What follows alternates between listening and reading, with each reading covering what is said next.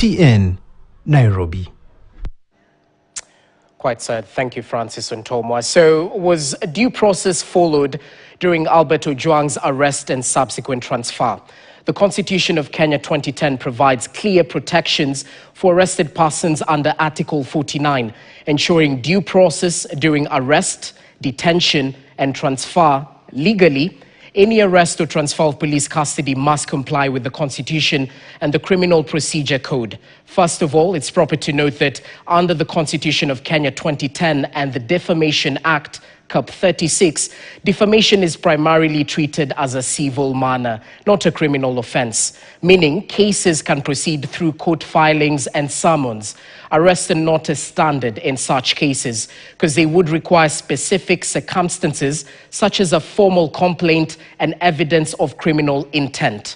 Arresting someone for defamation without criminal elements violates the Constitution because legal redress should be through civil courts and not police custody. So what's the due process in police custody transfers?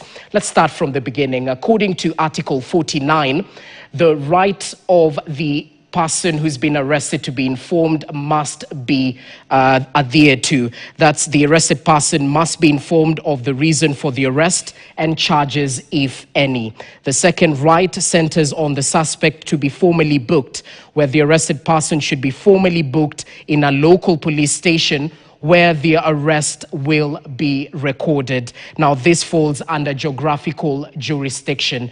On to the third point, where the right to be presented in court should be adhered to as well, where the arrested person must be formally presented before a court within 24 hours, of course excluding weekends and public holidays, and they equally have a right to legal counsel. That goes without saying, and they shouldn't be compelled to make confessions or admissions.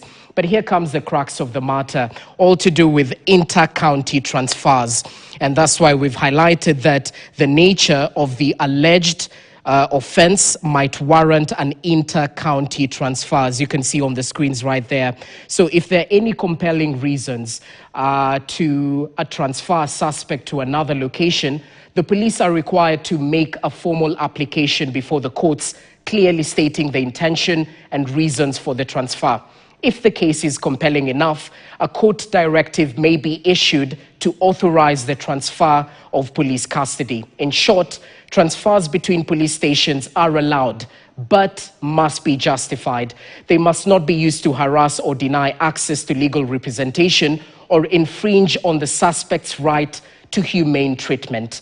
Now, those are some of the questions that investigative agencies, including IPOA, will be seeking to take a look at if the right of the arrested person was infringed, if he was treated in a humane treatment, and if he was actually transferred under the legal jurisdiction.